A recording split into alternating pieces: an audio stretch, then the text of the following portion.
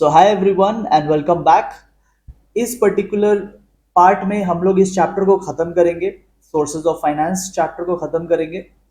और ये जो पर्टिकुलर पार्ट आप लोग देख रहे हैं, इसमें हम लोग बोरोड कैपिटल के सोर्सेज डिस्कस करेंगे। What are the different sources जहां से हम लोग बोरो कर सकते हैं, मतलब जिनसे पैसे लेंगे वो हमारे साथ ओनर नहीं बन जाएगा, वो हमारा लायबिलिटी रहेगा, वो हमारे आउटसाइड फंड प्रोवाइडर्स रहेंगे। They are basically outsiders. ठीक है। सो पिछले पार्ट में हमने मोर और लेस ओन्ड कैपिटल देखा था। इस पार्ट में हम लोग बोरोड कैपिटल देखने वाले हैं and the big one is debentures. तो क्या होता है डिबेंचर्स? अगर आप इमेज देखोगे तो इमेज से समझ में आएगा। तो पब्लिक पैसे देगी कंपनी को, ठीक है, पब्लिक पैसे देगी कंपनी को। तो बेसिकली लोन हो गया, एक टाइप का तो लोन ही हो गया ना, पब्लिक पैसे दे रही है कंपनी को, this is a kind of loan. And बदले में कंपनी क्या देगी? एक डिबेंचर सर्टिफिकेट। वो आपको इमेज में दिख रहा होगा, एक डिबेंचर सर्टिफिकेट दिया जाएगा। क्या लिखा रहेगा इस डिबेंचर सर्टिफिकेट में? ये एक एक्नॉलेजमेंट है। एक्नॉलेजमेंट मतलब किसी बात को मानना, कि कंपनी मान रही है कि हाँ आपसे हमने पैसे लिए हैं, we are acknowledging this, we are accepting this that we have taken money from you and we are going to repay this. ये सब सर्टिफिकेट में लिखा रहेगा। रीपे करेंगे, कब करेंगे? वो डेट भी मेंशन रहेगा सर्टिफिकेट में। इतना लिखने से हो जाएगा क्या? नहीं, कंपनी की कॉमन सील भी होनी चाहिए। कॉमन सील मतलब जो कंपनी का शॉर्ट में बोले तो स्टैंप, कंपनी का जो स्टैंप होता है, स्टैंप के बिना कोई वैल्यू नहीं है, कंपनी के किसी डॉक्यूमेंट की कोई वैल्यू नहीं है, तो कंपनी का स्टैंप भी होना चाहिए। तो ये सर्टिफिकेट कंपनी उस पर्सन को दे देगी और पर्सन अपना पैसा कंपनी को दे देगा। पर्सन अपना पैसा कंपनी को क्यों देगा? क्योंकि पर्सन को मिलेगा interest. The company will also पे, द कंपनी विल ऑल्सो पे व्हाट? इंटरेस्ट। तो आपने पैसे दिए, बदले में आपको इंटरेस्ट मिलेगा। ठीक है। आइए इसके बारे में कुछ और बात देखते हैं। सबसे पहले it is a form of borrowed capital. अब ओनर्स कैपिटल खत्म हो गया। ओनर्स कैपिटल पे हमने पिछले वीडियो में बात किया था, इस वीडियो में ओनली बोरोड कैपिटल पे बात करेंगे। तो it is a borrowed capital. जो पर्सन पैसे दे रहा है वो कंपनी के लिए आउटसाइडर है, इसीलिए उसे डिविडेंड नहीं देंगे। पिछले वीडियो में डिविडेंड मिल रहा था, इस वीडियो में इंटरेस्ट मिलेगा। बाहर वालों को इंटरेस्ट देते हैं, घर वालों को डिविडेंड देते हैं। ठीक है। नेक्स्ट, जो पैसे मिलेंगे वो फिक्स्ड रेट पे मिलेंगे, वो आपको सर्टिफिकेट में बता दिया जाएगा। It can be 10%, it can be 8%, it can be anything, but fixed जो भी रहेगा वो चेंज नहीं होगा। 12% हो, 14% हो, वट एवर परसेंट हो, वो चेंज नहीं होगा। जब तक आपके डिबेंचर की वैलिडिटी है, you will keep getting the interest at the same rate. Next, पैसे देने ही पड़ेंगे, इंटरेस्ट जो है कंपनी को देने ही पड़ेंगे, इररिस्पेक्टिव आपको प्रॉफिट होता है या लॉस होता है, डज नॉट मैटर, आपको पैसे देने पड़ेंगे।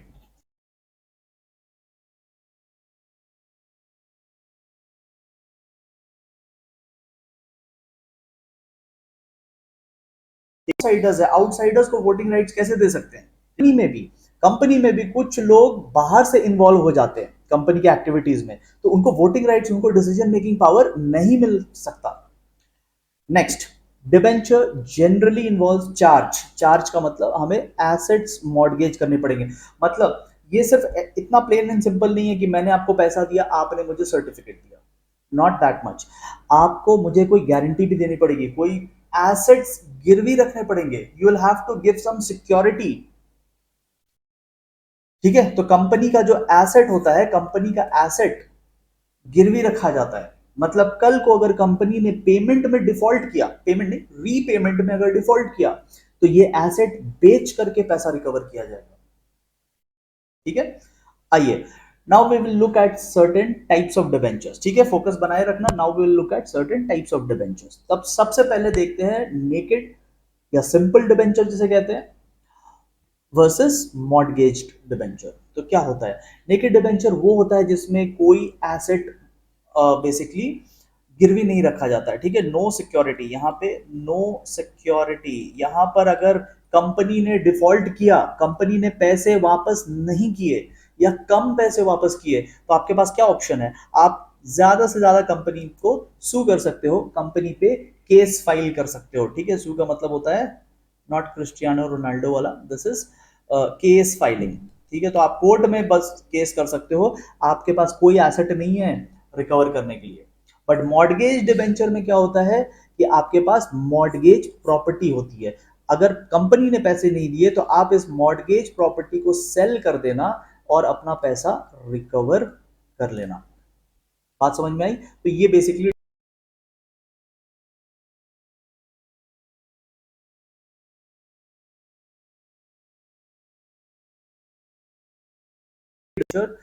Is a safer option. This is safer option. ठीक है, मॉर्गेज डिबेंचर, बिकॉज दूसरे वाले में कोई सिक्योरिटी नहीं है। नेक्स्ट, अब हम लोग देखते हैं रीडिमेबल एंड ई रिडीमेबल। ठीक है, ये आप लोग अकाउंट्स में भी डिटेल में पढ़ोगे। रीडिमेबल वो डिबेंचर होते हैं जो एक फिक्स टाइम के बाद वापस करने पड़ेंगे। ठीक है, कंपनी को पैसे वापस करने पड़ेंगे। और इरिडीमेबल डिबेंचर्स जो होते हैं वो कभी वापस नहीं करने पड़ते हैं except one situation, that is winding up. ठीक है, तो except only only at winding up वापस होगा। जब तक कंपनी चलेगी तब तक ये पैसे वापस नहीं होंगे। इसका मतलब आपको क्या मिलेगा फिर इसमें? आपको मिलेगा लाइफ टाइम इंटरेस्ट। ठीक है, तो जिनको लाइफ टाइम इंटरेस्ट कमाना है वो कमाए। ठीक है, और जिनको फिक्स टाइम तक कमाना है उनके लिए ये वाला ऑप्शन। तो if you want a limited period offer, go for redeemable, ये लिमिटेड पीरियड का है। ठीक है, and if you want unlimited time का ऑफर कि आपको लाइफ टाइम बस इंटरेस्ट खाते रहना है, तो आप अनलिमिटेड इसके लिए जाओ। क्योंकि कंपनी कब बंद होगी किसने देखा? देयर आर मेनी कंपनी जो 100 ईयर्स से ज्यादा चल रहे हैं। ठीक है, next, bearer debenture and registered debenture. देखो, बेयरर डिबेंचर क्या होता है? मैंने अपना डिबेंचर का सर्टिफिकेट अगर आपके नाम कर दिया, आपको पकड़ा दिया। ठीक है, मैं आया एक दिन सुबह आपके घर और आपको डिबेंचर का सर्टिफिकेट पकड़ा दिया, तो आप हो गए डिबेंचर होल्डर, मैं अब नहीं हूं डिबेंचर होल्डर। सो जो बस ट्रांसफर से जिसका काम हो जाए, मेरे हाथ से आपके हाथ में वो चला गया, only I gave physical transfer of that certificate, तो ऐसे डिबेंचर्स को बोलते हैं बेयरर डिबेंचर। इसमें कोई रजिस्ट्रेशन की जरूरत नहीं होती है। ऐसे डिबेंचर्स को हम लोग क्या बोलेंगे? Will call it bearer debenture. लेकिन अगर हमें, मुझे आपको अगर सर्टिफिकेट देना है, इसके लिए कोई लीगल प्रोसेस में जाना पड़े, लीगली मैं अपना नाम कटवा कर आपका नाम ऐड करवाऊंगा, अगर ये लीगल प्रोसेस में जाना पड़ रहा है, that means the debenture is registered debenture. ठीक है, तो बेयरर डिबेंचर में बस हैंड ट्रांसफर कर सकते हैं और कोई no legal formality is required. ठीक है, कोई लीगल फॉर्मेलिटीज की इसमें जरूरत नहीं होती है। लीगल फॉर्मेलिटीज कहां लगती है? रजिस्टर्ड डिबेंचर्स में। तो रजिस्टर्ड डिबेंचर्स में अगर आपका नाम लीगली कंपनी के रजिस्टर में आ गया तो ही आपको इंटरेस्ट मिलेगा।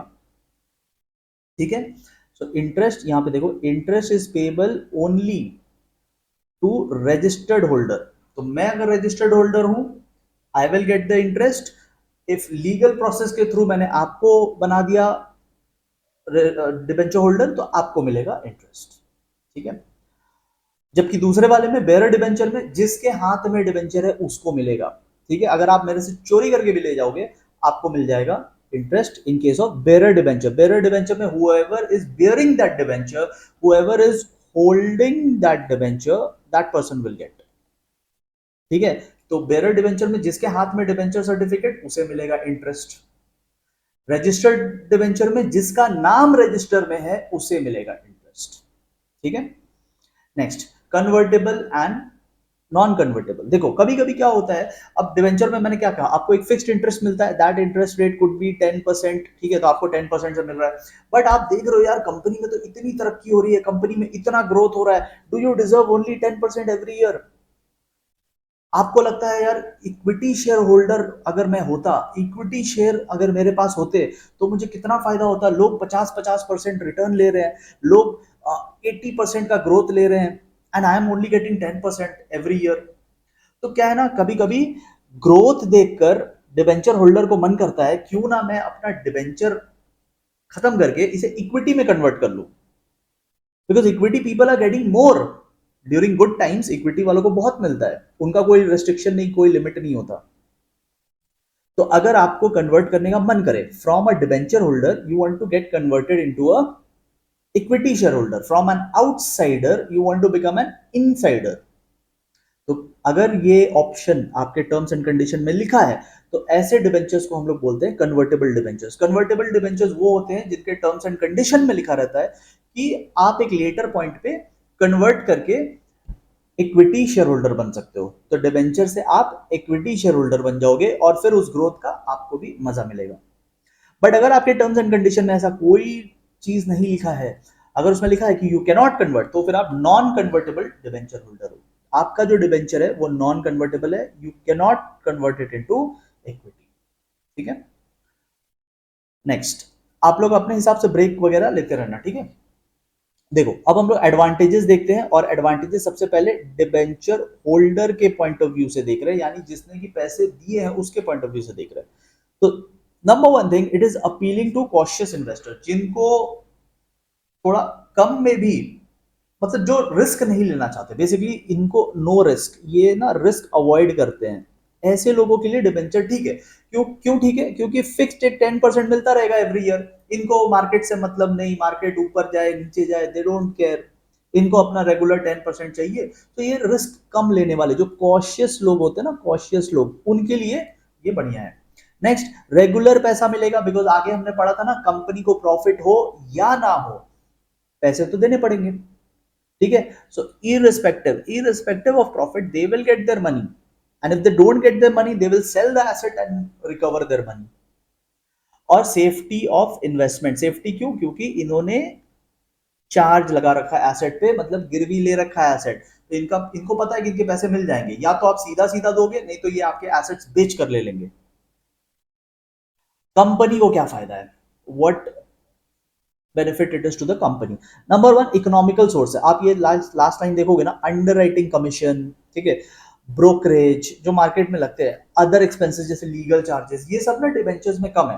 मतलब कंपनी जब डिबेंचर्स के थ्रू पैसे उठाती है ना मार्केट से, तो कम प्रोसेस और कम खर्चे में हो जाता है। प्रेफरेंस में ज्यादा पैसा लगता है, प्रेफरेंस शेयर होल्डर्स को, प्रेफरेंस शेयर्स में थोड़ा ज्यादा कॉस्ट लगता है, डिबेंचर में थोड़ा कम में हो जाता है, ठीक है। Freedom of management, why? Because the persons are who outsiders, और आउटसाइडर्स को हम लोग क्या नहीं देते? वोटिंग राइट्स नहीं देते। तो आउटसाइडर्स है तो उनका पैसा भी ले लो और उनको वोटिंग राइट भी मत दो। And lastly, trading on equity का फायदा आपको मिल सकता है। ट्रेडिंग ऑन इक्विटी का फायदा तभी आपको मिलेगा when your company is on growth, ठीक है। तो आप 10% एज अ कंपनी, आप 10% पे कर सकते हो, एंड उनके पैसे से आप 30% अर्न कर सकते हो। तो जब when you are earning more than what you are paying, this is trading on equity, ठीक है। तो ये फायदा तभी होगा when your earning rate is more, ठीक है। तो बोरो करने से पहले आपको ये देख लेना होगा कि आप कमा ज्यादा रहे हैं। अगर आप कमाने की ताकत ज्यादा है तो बोरो करके कर लो, this is called trading on equity. इसे पहले भी बहुत बार समझाया है। डिसएडवांटेज क्या है फिर? आइए पहले कंपनी के पॉइंट ऑफ व्यू से समझते हैं। डिसएडवांटेज कंपनी को क्या है? नंबर वन, एक तो इंटरेस्ट देते रहना पड़ेगा इररिस्पेक्टिव ऑफ प्रॉफिट। जनता के लिए तो ये फायदा है, बट कंपनी के लिए ये प्रॉब्लम है, ठीक है। Next, reduction in credit standing. अब लोन टेकिंग कैपेसिटी, ध्यान से सुनना क्या बोल रहा हूं, loan taking capacity, borrowing capacity कम हो गई, ठीक है। एक बार आपने मार्केट से पैसे उठा लिए, एक बार आपने आउटसाइडर्स से पैसे उठा लिए, अब नेक्स्ट टाइम उठाने में प्रॉब्लम आएगा, क्योंकि जब आप अपना बैलेंस शीट लेकर जाओगे, ठीक है, उनके सामने अपना बैलेंस शीट रखोगे। बैलेंस शीट क्या है? कंपनी का रिपोर्ट कार्ड, आपका रिपोर्ट कार्ड आता है ना, ठीक है। आप बोलोगे सर ये सब बातें मत करो, रिपोर्ट कार्ड की बातें मत करो, ठीक है। कंपनी का तो बैलेंस शीट होता है, कंपनी का बैलेंस शीट जो है वो कंपनी का रिपोर्ट कार्ड है, ठीक है। अब कंपनी का रिपोर्ट कार्ड में जब लोग ऑलरेडी देखेंगे कि अरे तुमने तो पहले से डिबेंचर से इतना पैसा उठा रखा है, तुम तो पहले से इंटरेस्ट के बर्डन में हो, अभी मैं तुम्हें अपना पैसा नहीं दे सकता, तो मैं ना थोड़ा डर जाऊंगा एक ऐसे कंपनी को पैसा देने में जिसने पहले से काफी उधार ले रखे हैं। जो पहले से उधार में डूबा हुआ है उसे तुम और उधार दोगे क्या?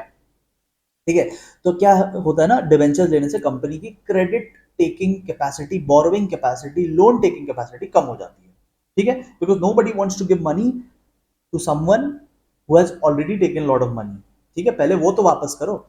एंड तीसरी बात, यस, कंपनी के एसेट्स गिरवी हो जाते हैं, कभी कभी टर्म्स एंड कंडीशंस बहुत सारे आ जाते हैं। एसेट यूज करने से पहले आपको पूछना पड़ता है, अपनी ही चीजें यूज करने से पहले दूसरों से पूछनी पड़ेगी। तो ये सब प्रॉब्लम चार्ज ऑन एसेट की है।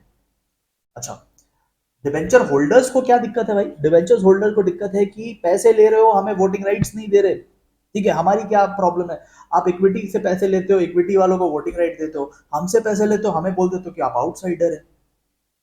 ये एक दिक्कत है उनको।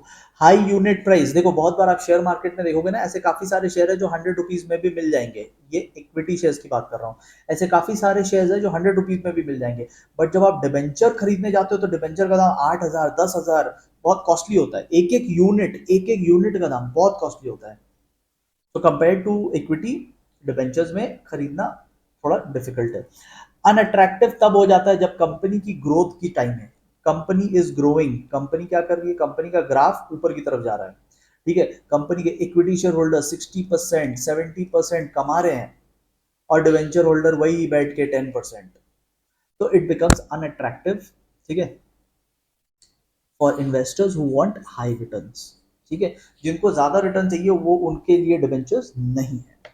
तो इसके साथ हमारा डिवेंचर का टॉपिक खत्म हुआ। आप एक बार रुक करके इसको पहले अपने एंड से खत्म करो, फिर वीडियो को आगे बढ़ाना। आइए नेक्स्ट पार्ट पे चलते हैं। अब हम लोग डिस्कस करेंगे लोन फ्रॉम कमर्शियल बैंक्स। बहुत सिंपल सा टॉपिक है। अगेन बोरोड कैपिटल है, this is also borrowed capital, और ये शॉर्ट टर्म है। शॉर्ट टर्म मतलब आप 3 to 6 मंथ्स मान के चल सकते हो।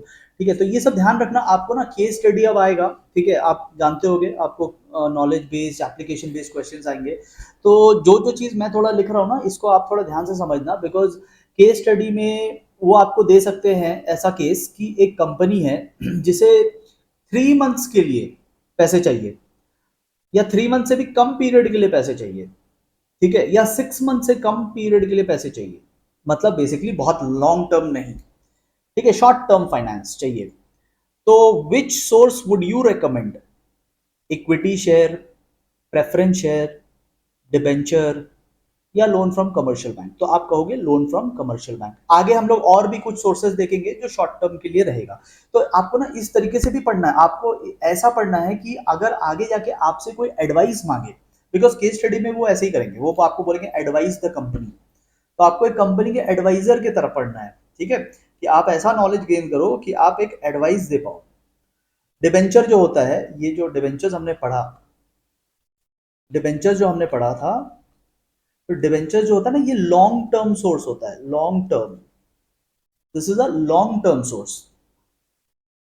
प्रेफरेंस और इक्विटी को हम लोग लोन में मानते ही नहीं है। तो 6 महीना और 3 महीने के वहां पे बात ही नहीं होती है, वहां तो लाइफ टाइम। ठीक है, तो शॉर्ट टर्म अगर आपको पूछेगा तो आप कमर्शियल बैंक्स बोल सकते हो, लॉन्ग टर्म में डिबेंचर, शॉर्ट टर्म में ये आ सकता है। तो आप जब पढ़ोगे तो आप ऐसा पढ़ना कि आप रिकमेंडेशन दे पाओ। तो इस तरीके से थोड़ा ओपन माइंड के साथ पढ़ना और समझ में आ जाएगा। ठीक है, मैं आपसे डिस्कशन भी वैसे ही करूंगा। सो आप जब मेरे साथ अगर पढ़ रहे हो, मेरे वीडियो से अगर पढ़ रहे हो, तो आपको बहुत सारी ऐसी चीजें भी क्लिक करेंगी जो बुक में पढ़ते टाइम आपको नहीं क्लिक करेंगी। ठीक है, आइए, तो यहाँ पे हमने क्या डिस्कस किया, ये बोरोड सोर्स है। अभी मैं इस वीडियो में जो डिस्कस करूंगा वो बोरोड ही है। ठीक है, प्रीवियस वीडियो में पार्ट 1 में जो डिस्कस किया था वो ओन्ड कैपिटल था। ठीक है, ये 3 to 6 मंथ्स के लिए होगा, क्योंकि यहाँ पे लिखा है शॉर्ट टर्म फाइनेंस है। शॉर्ट टर्म फाइनेंस ऐसे ही होता है सर, 7 मंथ्स हुआ तो अरे वो भी शॉर्ट टर्म ही है। ठीक है, बात को समझो थोड़ा। ठीक है, 7 मंथ हो, 8 मंथ हो, 12 महीने से कुछ भी हो कम, तो उसे शॉर्ट टर्म ही कहते हैं। 12 मंथ से, ठीक है, लेस देन 12 मंथ्स, उसे शॉर्ट टर्म ही कहते हैं। ठीक है, तो अगर शॉर्ट टर्म के लिए अगर फाइनेंस चाहिए तो we should not go for debenture, because debenture is long term. अच्छा, बैंक से पैसे लेने में क्या फायदा कंपनी को, बैंक से पैसे लेने में कंपनी को क्या फायदा, आइए देखते हैं। सबसे पहला बात कि फंड्स अवेलेबल हो जाते हैं स्पेसिफाइड पीरियड के लिए।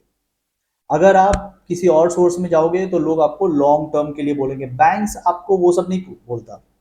लॉन्ग टर्म के लिए पैसा देंगे, शॉर्ट टर्म के लिए पैसा देंगे, आप जितना पीरियड के लिए मांगोगे उतना देंगे। तो कंपनी के लिए ना जितना मंथ्स के लिए रिक्वायर्ड है उतने मंथ्स के लिए मिल जाएगा।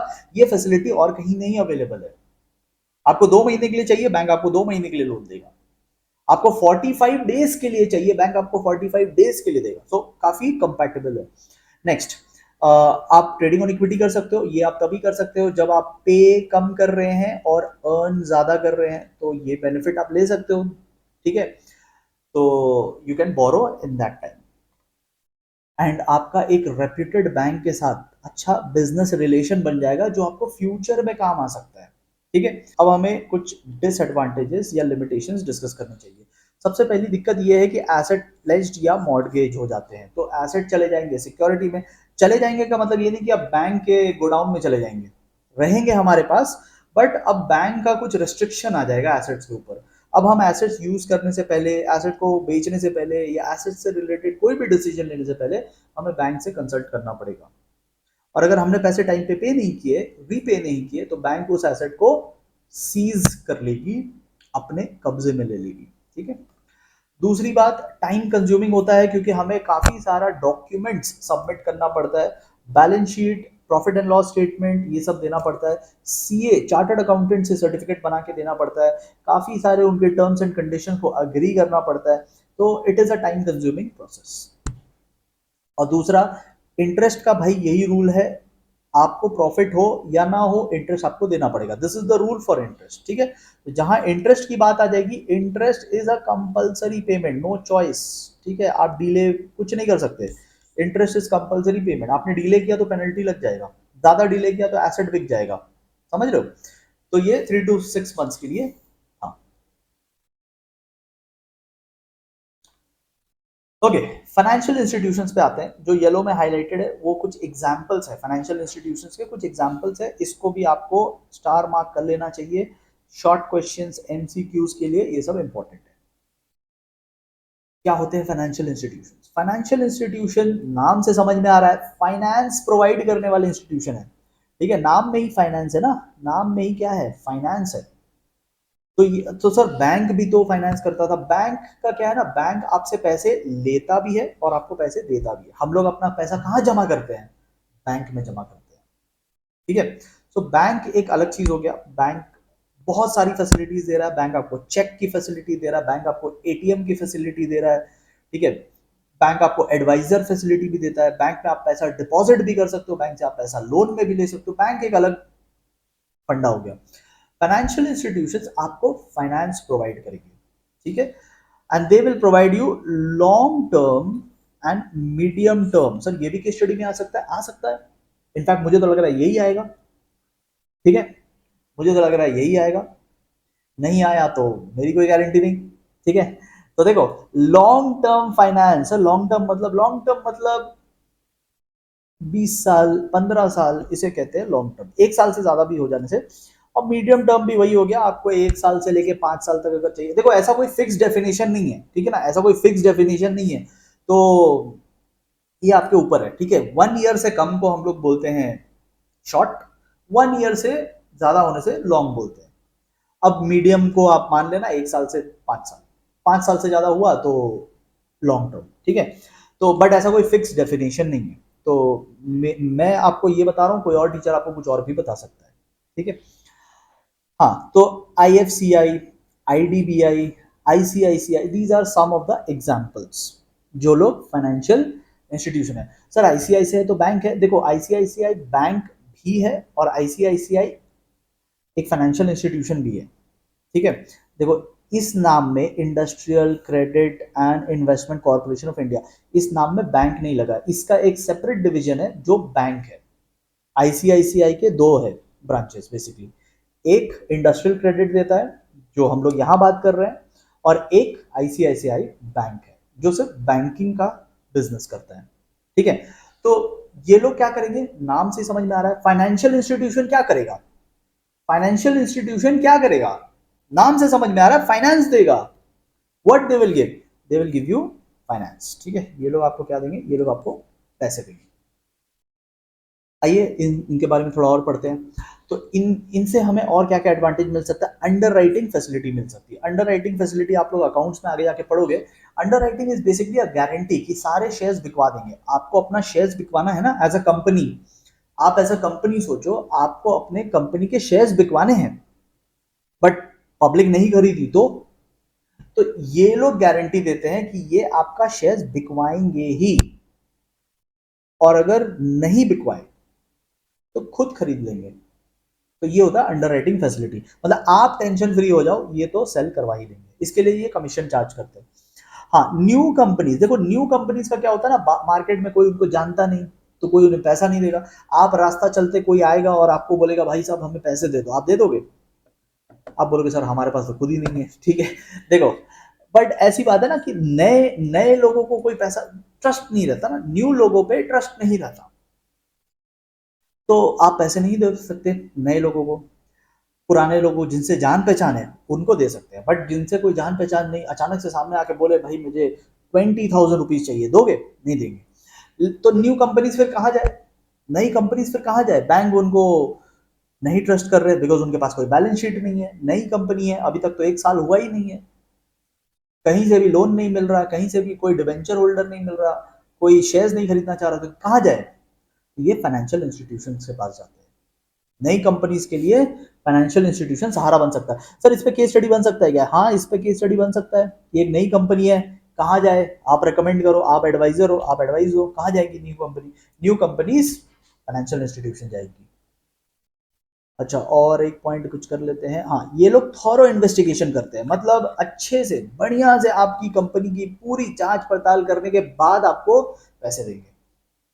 तो अगर इनसे पैसे मिल रहे हैं ना, मतलब बहुत हाई फाई इन्वेस्टिगेशन के बाद पैसे मिल रहे हैं, इसका मतलब आपकी कंपनी में कुछ भी इरेगुलरिटीज नहीं है, इसका मतलब आपके कंपनी में सब अच्छा चल रहा है। तो इनसे पैसा पाना एक प्रेस्टीज की बात होती है, ठीक है? ओके, तो इससे आपकी क्रेडिट वर्दीनेस भी बढ़ जाएगी, क्योंकि इन्होंने आपको वेरीफाई कर लिया, मतलब फिर बाकी लोगों को भी ट्रस्ट हो जाता है, क्योंकि आपका इतना हाई फाई इन्वेस्टिगेशन हुआ है और उसे आपने क्लियर कर लिया है, तो इससे बाकी लोगों को भी ट्रस्ट आ जाएगा आपके ऊपर। डिसएडवांटेज क्या है? डिसएडवांटेज को रेड से कर लेते हैं। डिसएडवांटेज नंबर 1, बहुत ज्यादा फॉर्मेलिटीज एंड डॉक्यूमेंटेशन, इन्वेस्टिगेशन इतना करते हैं कि आपकी बैंड बच जाएगी उसमें। दूसरा, आप अच्छे हो बट फिर भी इनके प्रोसेस में हो सकता है कि आप फेल हो जाओ, आप डिजर्विंग थे बट इनके जो टर्म्स एंड कंडीशंस और जो जो ये मांग रहे हैं ना, वो हो सकता है आप प्रोवाइड नहीं कर पाओगे, तो फिर आपको लोन नहीं मिलेगी। एंड लास्ट, ये कभी कभी आपकी फ्रीडम को भी चैलेंज कर देते हैं, कभी कभी ये बोलते हैं पैसे तब देंगे जब हमारा भी एक डायरेक्टर आपके बोर्ड ऑफ डायरेक्टर्स में बैठेगा, अपना खुद का एक बंदा बैठा देते हैं हमारे बीच में। तो ये तो भाई हमारा फ्रीडम, हमारी जो प्रिवेसी है उसे ब्रीच कर रहा है, ठीक है? अब हम लोग बिजनेस डिसीजन में बैठे हैं, एक बंदा आपका बैठा हुआ है, आप सोचो आपके घर में कोई एक अनजान आदमी आ जाए रहने के लिए, आप आने दोगे? तो ये भी बात है कि ये बोलते हैं कि हम पैसा दे रहे हैं तो हमारा भी एक आदमी आपके घर पे रहेगा, तो ऐसी बात हो जाती है, ठीक है? Next we come to public deposit. Public deposit क्या होता है? पब्लिक से डिपॉजिट। तो पब्लिक है, पब्लिक आपको पैसे देगी। कॉर्पोरेट, कॉर्पोरेट का मतलब होता है कंपनी, कंपनी, ठीक है? इंडिया में हम लोग कंपनी बोलते हैं, यूएस में कॉर्पोरेट बोलते हैं, ठीक है? तो पब्लिक आपको देगी पैसे, बदले में आप दोगे interest, this is called public deposit, ठीक है? This is less strict as compare to debenture. इसमें कोई डिबेंचर सर्टिफिकेट की बात नहीं आती, इसमें एसेट मॉर्गेज की उतनी बात नहीं आती है, ठीक है? Debenture is more serious, more long term, this is less serious and less long term, ठीक है? पब्लिक बैंक में ना जाके सीधा आपको पैसे देगी, आप भी बैंक से पैसे ना लेकर डायरेक्ट पब्लिक से पैसे लोगी। तो आपके और कंपनी के बीच में कौन होता है? बैंक होता है। आप दोनों ने डिसाइड किया कि यार इस बैंक को हटाओ, बैंक का कमीशन, बैंक का इंटरेस्ट, बैंक को ही हटाओ, पब्लिक आप डायरेक्ट हमें पैसे देना, हम आपको डायरेक्ट इंटरेस्ट देंगे, ठीक है? तो बीच में जो बैंक का कमाई होता है उसे हम लोग हटा देते हैं। This is public deposit. Public deposit के क्या फायदे हैं, हम लोग 3-4 देखेंगे यहाँ पे। सबसे पहला, it is an economical source. Debentures के कंपैरिजन में या किसी भी और चीजों के कंपैरिजन में ये इकोनॉमिकल सोर्स है, कॉस्ट वाइज। दूसरी इंपॉर्टेंट बात यहाँ पे ये है कि इसका जो इंटरेस्ट रेट होता है वो लोअर होता है, तो अगर आप शॉर्ट टर्म में चाहिए आपको पैसे, तो आप इनके पास भी जा सकते हो, ठीक है? सिंपल होता है, एडमिनिस्ट्रेटिव कॉस्ट उतना नहीं है, you are not maintaining any register, just like debenture holders के लिए वो उतना प्रोसेस यहाँ पे नहीं है, प्रोसेस काफी लो है compare to what is involve in shares and debenture. तो शेयर्स एंड डिबेंचर से कम प्रोसीजर में ये काम हो जाता है, ठीक है? ट्रेडिंग ऑन इक्विटी बहुत बार समझा चुका हूँ। नो चार्ज ऑन एसेट, यहाँ पे कोई एसेट गिरवी नहीं रख सकते, क्योंकि यहाँ पे आप पब्लिक से डिस्कस मतलब पब्लिक से डील कर रहे हो ना, ठीक है, कोई एक बंदा नहीं है, बहुत सारे लोग हैं, तो किसको किसको एसेट गिरवी रखोगे, तो इसमें एसेट गिरवी रखने का कोई सीन नहीं है। ठीक है, 3-4 पॉइंट काफी है। डिसएडवांटेज पे चलते हैं। डिसएडवांटेज ये है कि ये अनरिलायबल सोर्स है। जब अच्छा समय होता है तो बहुत दोस्त यार घूमते हैं साथ में, बट जब बुरा समय आता है तो कोई सपोर्ट करने नहीं आएगा। तो वही बात है, कंपनी के लिए भी वही बात है, when the company is struggling at that time nobody wants to give finance. तो ये ऑप्शन जो है ना, ये option is not available to the company when the company is in shaky position. समझ रहे हो? रिस्क टू इन्वेस्टर्स, इन्वेस्टर्स के पॉइंट ऑफ व्यू से सोचो, जो जनता है, जनता के पॉइंट ऑफ व्यू से सोचो, जनता को क्या दिक्कत होगी, क्या पैसे ले लिए ना, तो कुछ मतलब एसेट दिया, अभी अगर पैसे वापस नहीं मिले तो हम लोग क्या करेंगे, कोर्ट जाने के अलावा और कोई रास्ते नहीं है। फिर कोर्ट जाना मतलब 20-30 ईयर्स के लिए, मतलब आप कोर्ट कचहरी के चक्कर मारोगे। ठीक है, this option is not available to new concern. New concern को कहा जाना पड़ेगा, आईसीआईसीआई। न्यू कंसर्न को कहा जाना पड़ेगा, आईडीबीआई। न्यू कंसर्न कहा जाएंगे, फाइनेंशियल इंस्टीट्यूशंस, क्योंकि पब्लिक उसको ट्रस्ट नहीं करती जो नया है।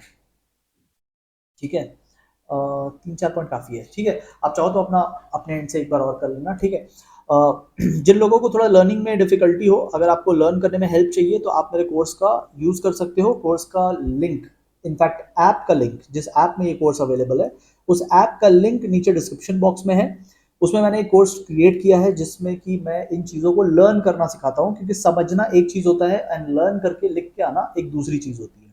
तो if you need help in learning these things, you can download my app, you can access the course, और कोर्स के साथ आपको एक बुक भी मिल जाएगी, जो भी मेरे नोटिंग्स है, जो भी मैं नोट्स यहाँ पे दिखाता हूँ स्क्रीन पे, और जो नहीं भी दिखाता हूँ, कई बार मैं शॉर्ट में भी समझाता हूँ, जैसे कि मैंने यहाँ आपको सिर्फ इमेज से समझाया।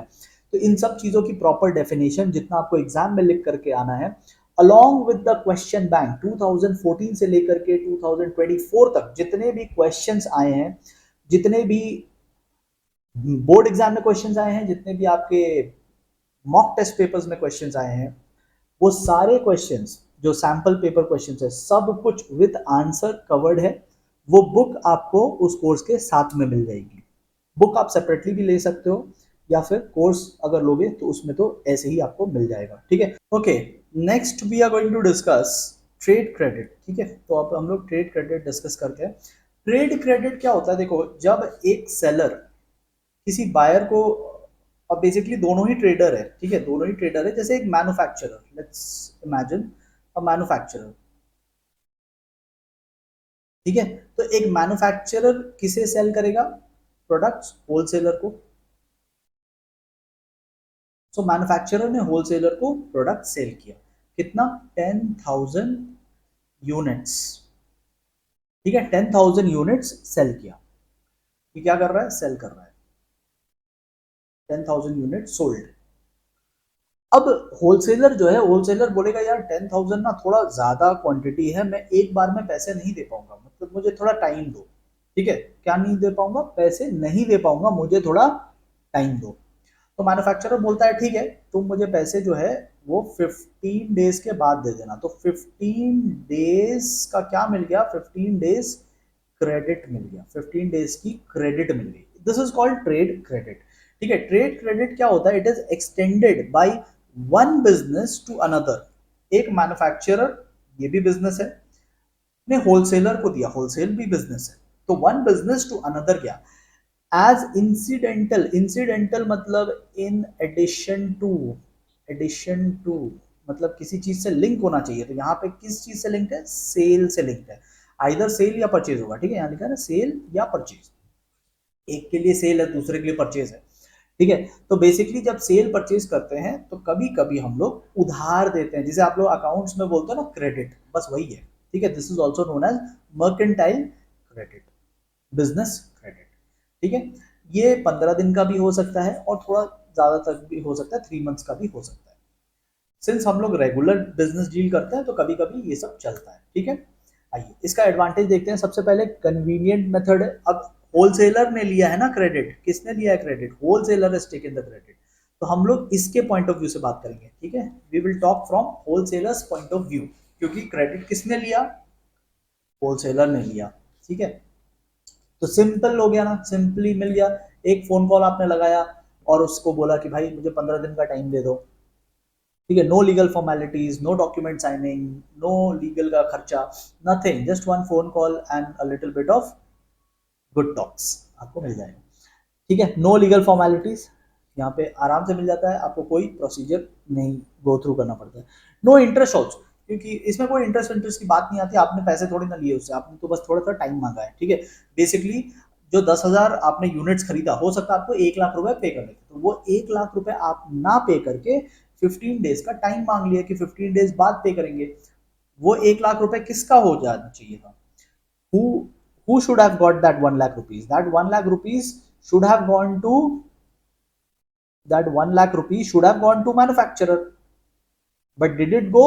No, आपने बोला, आपने वो 1 लाख रुपीज अपने पास ही रखा हुआ है, तो बेसिकली उसी का पैसा तो आपने अपने पास रखा है जो आप 15 डेज के बाद दोगे। ठीक है, once you buy something the money belongs to the seller, but if you are keeping it, basically you are keeping the sellers money, तो उस सेंस में ये बोरोड है। ठीक है, डिसएडवांटेज देखते हैं। हाँ, यहाँ पे आपको जो प्राइस देगा वो थोड़ा हायर देगा। ठीक है, प्राइस वो थोड़ा सा हायर देगा। मान लो वो चीज है 8 रुपीज की, बट सिंस आपने टाइम मांगा तो वो आपको 8 रुपीज नहीं, वो आपको 10 रुपीज पे देगा। अगर आप ऑन स्पॉट पेमेंट करते तो आपको 10 रुपए, 8 रुपए पर यूनिट का प्राइस लेता, 8 रुपए लेता आपसे, अगर आप उसी वक्त पेमेंट करते। But since you ask for some time, he said okay take your time, but now I need 10 rupees because I am giving you credit period. अभी पेमेंट कर तो 8 रुपए में हो जाएगा, बाद में आओगे 10 रुपए। This is the thing. ठीक है, हाँ, कभी कभी बैड डेट हो सकता है। बैड डेट का खतरा किसको होगा? मैन्युफैक्चरर। आप बताओ, मैन्युफैक्चरर क्या चैन की नींद से सोएगा? नहीं, मैन्युफैक्चरर जो है उसे डर सताएगा कि अरे मेरे 1 लाख रुपए 15 दिन का बोल के गया, आज 16 दिन हो गए, कोई फोन नहीं आ रहा। ठीक है, तो इससे थोड़ा टेंशन होगा, बैड डेट हो सकता है। ठीक है, इसमें वर्किंग कैपिटल की भी जरूरत पड़ेगी, क्योंकि आपने तो दूसरे को टाइम दे दिया, आपने बोला हाँ ठीक है आराम से आना 15 डेज बाद, अभी वो तो पैसा 15 दिन बाद लाएगा, आप तब तक अपना घर कैसे संभालोगे? तो you need lot of working capital for that. ठीक है, without working capital you cannot give time to everybody. ठीक है, तो ये हो गया आपका ट्रेड क्रेडिट। नेक्स्ट आता है इंस्टॉलमेंट क्रेडिट। इंस्टॉलमेंट क्रेडिट में क्या होता है, हम लोग वन टाइम बिग पेमेंट करते हैं, वन टाइम बिग पेमेंट करेंगे, और इसे जिसे हमें डाउन पेमेंट कहते हैं, जिसको हम लोग डाउन पेमेंट कहते हैं, प्लस हम लोग इंस्टॉलमेंट्स देंगे, इंस्टॉलमेंट्स देंगे। ठीक है, तो कोई भी बड़ी मशीन जब हम लोग खरीदते हैं, तो मशीन खरीदने से पहले या मशीन खरीदने के time we make one down payment, बड़ा पेमेंट होता है, and rest we will make installment payment. तो बेसिकली हमने उधार में मशीन खरीद लिया, किस में खरीद लिया? क्रेडिट में मशीन खरीद लिया। ठीक है, so basically this is also buying on credit, and बीच बीच में हम लोग इंस्टॉलमेंट पे करते जाएंगे। ठीक है, ओके, अब इसका कुछ एडवांटेज डिसएडवांटेज भी देख लेते हैं हम लोग। एडवांटेज क्या होगा, आपको पार्ट पेमेंट करने की फैसिलिटी मिल जाएगी, मतलब आप पे लोड नहीं आएगा, यू डोंट हैव टू पे the entire amount at one go. मान लो आपका एसेट 10 करोड़ का है, तो आपको जो एसेट खरीद रहे हो, जो मशीन खरीद रहे हो, वो मशीन के 10 करोड़ एक बार में नहीं देने पड़ेंगे। आप 2 करोड़ रुपए अभी दे दो, बाकी आप इंस्टॉलमेंट में देते जाना, 1 करोड़ एवरी ईयर ऐसे करके देते जाना, तो आप पे एक बार में लोड नहीं आया। दूसरा क्या है, you can immediately start using the asset. ठीक है, पैसे आप टाइम से धीरे धीरे इंस्टॉलमेंट में दे रहे हो, 6 साल 7 साल बाद पूरा पेमेंट होगा, बट एसेट आप आज से ही यूज कर सकते हो, तो दैट्स एन एडवांटेज। डिसएडवांटेज क्या हो जाएगा, आपको हाई रेट ऑफ इंटरेस्ट देने पड़ेंगे। ठीक है, जो पैसा आप अभी नहीं दे रहे हो, 8 करोड़ में से यू पेड ओनली 2, तो सॉरी 10 करोड़ में से यू पेड ओनली 2, बचा कितना? 8 करोड़। ये 8 करोड़ पे आपको इंटरेस्ट भी देना पड़ेगा। तो ऐसा नहीं है कि आप बस एक एक करोड़ अगले 8 साल तक देते जाओगे और आपका पूरा पेमेंट हो जाएगा, नहीं, यू हैव टू पे this plus interest every year, तो इंटरेस्ट का भी बर्डन रहेगा। ठीक है, और एक पॉइंट कुछ कर सकते हो, yes, it becomes difficult if your earnings will be low. Future किसने देखा है? आपने फ्यूचर का अग्रीमेंट तो कर लिया कि 8 साल में मैं पे कर दूंगा, 8 साल में क्या आपने क्या देखा? 5 साल बाद प्रॉब्लम हो गया तो दैट्स वन प्रॉब्लम।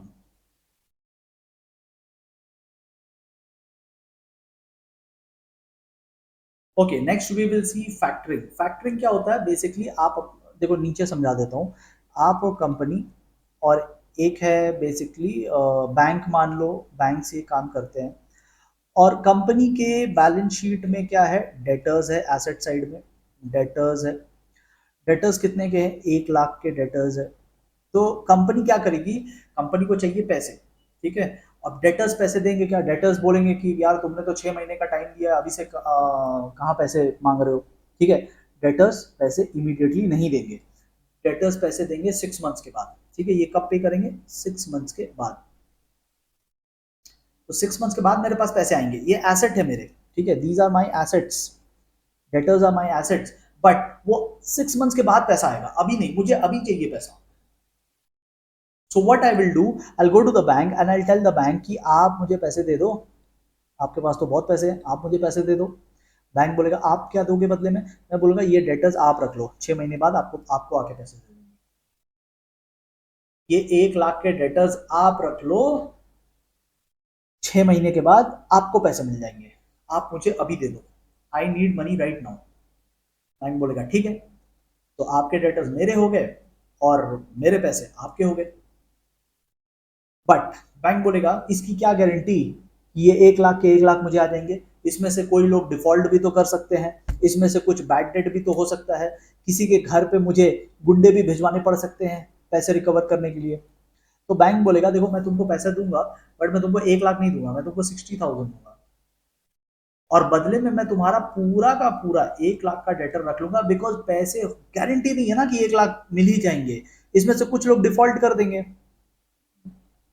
इसमें से कुछ लोग डिफॉल्ट कर देंगे, इसमें से कुछ लोग पैसे नहीं देंगे। तो ये 1 लाख का मैं तुमसे डेटर ले रहा हूं, but this does not mean कि मुझे 1 लाख ही मिलेगा, कुछ लोग डिफॉल्ट कर देंगे। तो इसीलिए for safety reason I will give you only 60,000। This adjustment is called factoring. अभी आप ऊपर पढ़ोगे तो आपको समझ में आ जाएगा, फैक्टरिंग इसे कहते हैं। कस्टमर एडवांसेस बहुत सिंपल सा होता है। आप लोग बहुत सारे बच्चे कोचिंग क्लासेस जाते होंगे, ठीक है, और कोचिंग क्लासेस में आप अपनी अकाउंट्स, मैथ्स, इकोनॉमिक्स, कॉमर्स ये सब पढ़ते होंगे, इंग्लिश वगैरह सब पढ़ते होंगे। तो जो भी बच्चे कोचिंग क्लासेस जाते हैं, तो आप देखते हो कभी कभी वो आपको बोलते हैं कि आपको 3 मंथ्स का पैसा एडवांस में पे करना है, आपको 1 साल का पैसा एडवांस में पे करना है, ठीक है। तो ऐसा करते हैं ना स्कूल वाले, बहुत सारे स्कूल्स में ऐसा होता है कि वो आपसे 12 महीने का पैसा पहले ही मंथ में ले लेते हैं। तो this is what, this is customer advance.